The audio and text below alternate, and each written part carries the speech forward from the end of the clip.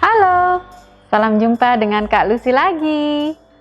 Hari ini Kak Lucy akan membawakan sebuah dongeng. Judulnya Tiing dan Gelagah. Yuk kita dengarkan dongengnya bersama-sama. Dahulu kala, hiduplah dua anak remaja kakak beradik. Sang kakak bernama Tiing. Tubuhnya tinggi dan kurus bagai batang bambu. Adiknya bernama Gelagah. Tubuhnya pendek dan rambutnya tebal, jabrik seperti rumput gelaga. Sejak masih kecil, mereka sudah yatim piatu dan hidup sangat miskin. Apa ya yang mereka lakukan setiap hari? Ya, mereka mengumpulkan sisa-sisa beras di tempat penumbukan padi ibu-ibu desa. Suatu hari, Tiing berkata kepada Gelagah, "Gelagah, selama musim paceklik, mari kita pindah ke dekat sungai agar bisa menangkap ikan." Gelagah setuju. "Oke Kak, baik, aku setuju." Begitu katanya. Lalu pergilah mereka ke daerah dekat sungai dan mendirikan sebuah gubuk kecil yang akan mereka tinggali. Pada suatu hari, ketika sedang memancing, mereka berhasil menangkap seekor ikan yang sangat besar. "Oh, ikannya besar sekali, Gelagah. Ini bisa buat kita makan bersama-sama." Gitu kata Tiing. Tapi ketika melihat mata sedih ikan yang besar itu, mereka tidak tega. Mereka tidak jadi memakannya. "Oh, kok tidak usah saja. Kasihan ikan ini." Begitu kata Gelagah. Maka mereka pun membuat sebuah kolam di samping rumah mereka. Ikan itu mereka pelihara dengan baik dan diberi makan. Suatu ketika, tibalah musim panen. Mereka kembali ke desa dan mengumpulkan sisa beras di tempat penumbukan padi. Pondok sederhana mereka di dekat sungai ternyata didatangi segerombolan perampok. Ya, gubuk itu kosong sehingga perampok itu datang mengendap-endap. "Oh, tidak ada apa-apa di gubuk jelek ini. Yang ada hanya seekor ikan gemuk. Ayo kita santap ikan gemuk ini." Begitu kata kawanan perampok yang kesal karena tidak menemukan apapun di gubuk Tiing dan Gelagah. Mereka memasaknya dan memakannya. Yang tersisa adalah sisik dan tulang ikannya. Betapa sedih hati Tiing dan Gelagah melihat ikan kesayangan mereka telah mati. Yang tersisa hanya duri dan tulangnya. Oh dewa, tega sekali mereka membunuh ikan kesayangan kami.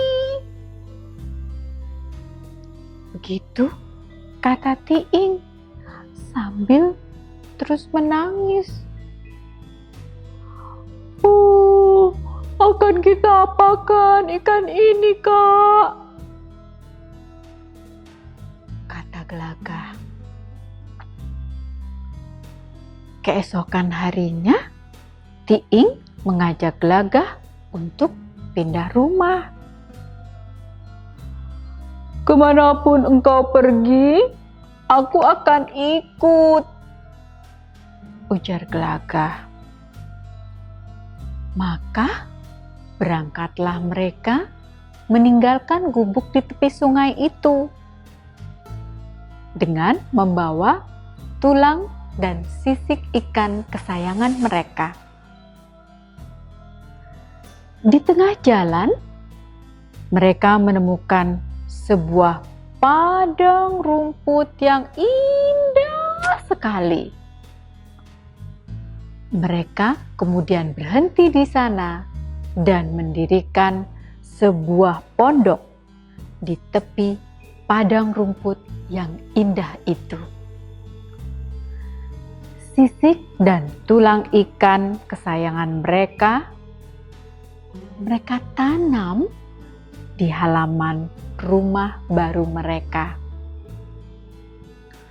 Anehnya, di tempat mereka menanam sisik dan tulang ikan kesayangan mereka itu, tiba-tiba tumbuh sebatang pohon berdaun emas dan sangat lebat daunnya.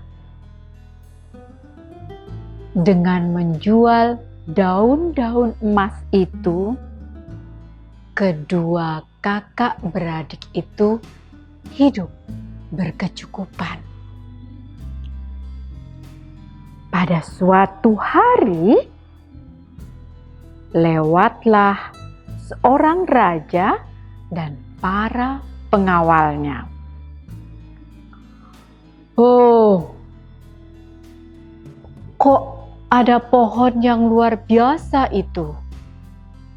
Coba pengawal, periksa pohon berdaun emas itu milik siapa? Begitu kata raja yang terkagum-kagum dengan pohon berdaun emas. Karena tampak indah, raja langsung membeli beberapa helai daun emas. Lalu apa yang dikatakan Tiing dan Gelagah? Oh, tidak perlu Baginda. Baginda tidak perlu membeli daun emas ini. Saya akan memberikan untuk Baginda. Begitu kata Tiing. Asal Baginda berkenan menjadikan kami pelayan kepercayaan Baginda. Tambah. Begitu kata Tiing kemudian.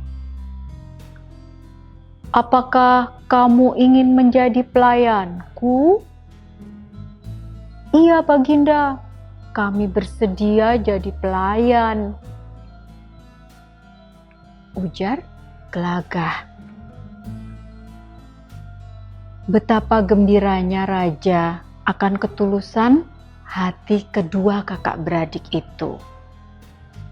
Karena pada akhirnya Tiing dan Gelagah menyerahkan pohon berdaun emas itu kepada raja. Apa yang diberikan raja kepada kedua kakak beradik itu? Ya, kedua kakak beradik itu malah diangkat menjadi anak oleh sang raja. Keduanya kemudian hidup dengan bahagia bersama raja di istananya. Nah, begitu dongeng Tiing dan Gelagah. Apa ya pesannya? Pesannya adalah kita harus selalu bersabar dalam setiap kesulitan. Karena selalu ada hasil yang menyenangkan di balik kesabaran itu. Demikian dongeng kali ini. Sampai jumpa di dongeng berikutnya. Salam.